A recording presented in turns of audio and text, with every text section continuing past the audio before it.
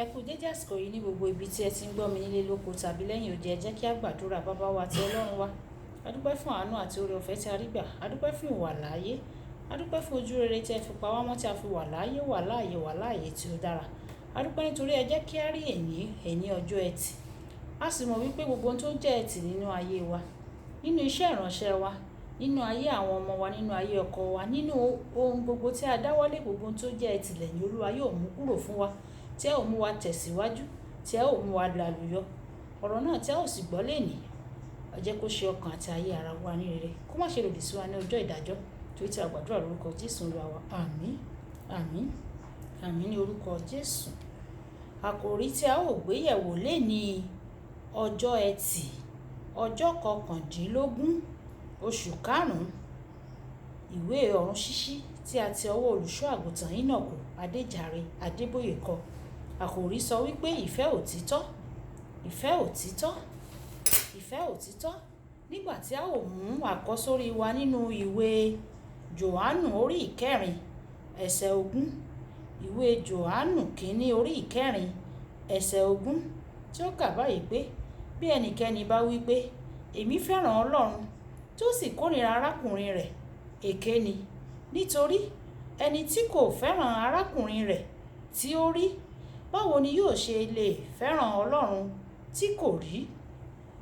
Nígbà tí a ó mú bíbélì kíkà wa nínú ìwé Jákọ́bù orí ìkejì ẹsẹ̀ 15 títí dé ẹsẹ̀ 16, ìwé Jákọ́bù orí ìkejì ẹsẹ̀ 15 títí dé ẹsẹ̀ 16, tí ó kà báyìí pé bí arákùnrin tàbí arábìnrin kan bá wá tí ó wà ní ìhòòhò, tí ó sì ṣe aláìní oúnjẹ òòjọ́, tí ẹnìkan nínú yín wí fún un pé ẹ máa lọ ní àlàáfíà, kí ara yín kí ó má ṣe tutù, kí ẹ sì yọ̀, ṣùgbọ́n ẹ kò fi nǹkan wọn nì tí ara rẹ̀ fẹ́ fún, èrè kí ni èyí jẹ́? Kí Olúwa kí ó bùkún kíkà àti gbígbọ́ ọ̀rọ̀ rẹ̀. Wàyí, ẹ tẹ́tí bẹ̀lẹ̀ jẹ́ láti gbọ́ ohun tí olùṣọ́ àgùntàn Enoch Adeboye ní fún wa ní ọjọ́ ẹtì, ọjọ́ 19 oṣù karùn-ún. Ìfẹ́ jẹ́ ìpìlẹ̀ fún ìgbàgbọ́ Kristẹni. Nígbà tí wọ́n bi Jésù wípé kí ni òfin tó tóbi jù, ìdáhùn rẹ̀ ni fẹ́ràn Ọlọ́run pẹ̀lú gbogbo àyà rẹ àti gbogbo ọkàn rẹ àti gbogbo inú rẹ, àti kí o fẹ́ràn ọmọlàkejì rẹ gẹ́gẹ́ bí ara rẹ. Ó tún tẹ̀síwájú láti sọ pé nínú òfin méjèèjì ni gbogbo òfin àti wòlíì rọ̀ mọ́. Ìwé Mátíù orí 22 ẹsẹ̀ 39 títí dé ẹsẹ̀ 40. Ìfẹ́ òtítọ́ wà nínú ìṣẹ̀dá gbogbo ọmọ Ọlọ́run tòótọ́. Ẹnikẹ́ni tó wí pé Kristẹni ni òun, tí kò ní ìfẹ́ gẹ́gẹ́ bí ọ̀kan nínú àwọn àbùdá àdáni rẹ̀ jẹ́ asán. Ìwé Kọ́ríńtì orí 13 ẹsẹ̀ 1 àti 2. Tí ìfẹ́ òtítọ́ bá wà, a jẹ́ pé èyí jẹ́ pé ìfẹ́ irọ́ náà wà pẹ̀lú. Ìfẹ́ òtítọ́ máa ń ní ìtura. Ìfẹ́ òtítọ́ kì í ṣe rere kí àwọn ènìyàn lè rí.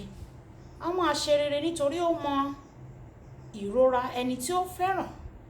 Nínú bíbélì kíkà wa fún tòní, Jákọ́bù wípé bí o bá fẹ́ràn ènìyàn ní tòótọ́, ìwọ yóò ṣe ohun gbogbo tó wà ní ìkápá rẹ láti yanjú ìṣòro wọn. Ó ṣeni láàánú pé ní ayé ìsinsìnyí, nígbà tí ọ̀pọ̀lọpọ̀ Kristẹni bá rí ẹlòmíràn tí wọ́n ń wá ìrànlọ́wọ́, kàkà bẹ́ẹ̀ wọn yóò gbàdúrà kí Ọlọ́run rán ẹni náà lọ́wọ́ ju kí wọ́n ran ẹni bẹ́ẹ̀ lọ́wọ́ lọ. Ìfẹ́ irọ́ nìyẹn. Ìfẹ́ òtítọ́ ni ní ìgbà tí o bá ṣe ìrúbọ láti ran arákùnrin tàbí arábìnrin rẹ lọ́wọ́, kí o sì ṣe ohun gbogbo láti rí i dájú pé ìṣòro rẹ̀ yanjú. Ní àwọn ọdún díẹ̀ sẹ́yìn, lẹ́yìn ètò ńlá kan, ó ti rẹ̀ mí gan-an débi pé mo kàn fẹ́ kí n dé orí ibùsùn mi kí n sì sùn. Ṣùgbọ́n bí mo ṣe fẹ́ máa lọ kúrò ní ibi ìpàdé nínú ọkọ̀ mi, mo gbọ́ ohùn ọkùnrin kan tí ó pariwo, "Dádì, ẹ ràn mí lọ́wọ́! Dádì, ẹ ràn mí lọ́wọ́!"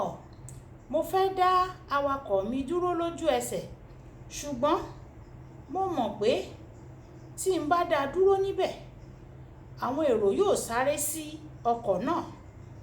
Nítorí náà, mo ní kí awakọ̀ mi jẹ́ kí n sọ̀kalẹ̀ nínú ọkọ̀ ní ibi tí a ti lè dúró. Lẹ́yìn náà, kí òun padà lọ mú ọkùnrin náà wá. Nígbà tí ọkùnrin náà dé, ó sọ fún mi pé òun kò ní iṣẹ́ àti pé ìyàwó rẹ̀ tí ó ń gbìyànjú láti bọ́ gbogbo ìdílé wọn, ó ṣẹ̀ṣẹ̀ pàdánù iṣẹ́ tirẹ̀ náà ni.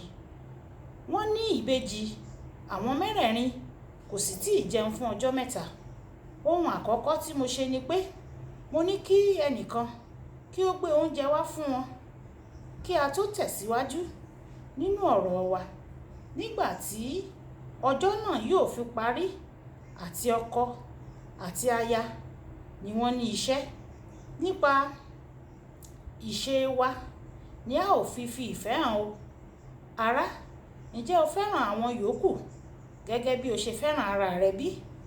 Láìsí ìfẹ́ òtítọ́ fún ẹnì kejì rẹ, o kò lè dé ọ̀run rere o. Ìwé Mátíù orí ìkarùndínlọ́gbọ̀n ẹsẹ̀ ìkarùndínlógójì títí dé ẹsẹ̀ ìkẹrìndínlógójì. Ọ̀rọ̀ àgbéyẹ̀wò: ǹjẹ́ o fi ìfẹ́ hàn lóòótọ́ sí àwọn ènìyàn tí ó yí ọ ká bí? Ǹjẹ́ o fi ìfẹ́ hàn lóòótọ́ sí àwọn ènìyàn tí ó yí ọ ká bí? Ọlọ́run yóò ràn wá lọ́wọ́ láti fi ìfẹ́ hàn sí gbogbo àwọn tí ó yí wa ká. Kì í dùn kó pọ̀ o, ṣókí lọbẹ̀ oge. Níbi tí a ò fi àdàgbà ètò ọ̀run kíkà tí èyí rọ̀ sílẹ̀ lè Olúwàbùkọ́lá Ayako tí a mọ̀ sí ìyá ẹ̀yìn rere, ìyá àwọn ọmọ rere, ọ̀rẹ́ ẹ̀yìn rere ni ó ka ọ̀rọ̀ ṣíṣe tẹ̀ nígbà tí a máa pàdé ní ọ̀la. Ó dàbọ̀.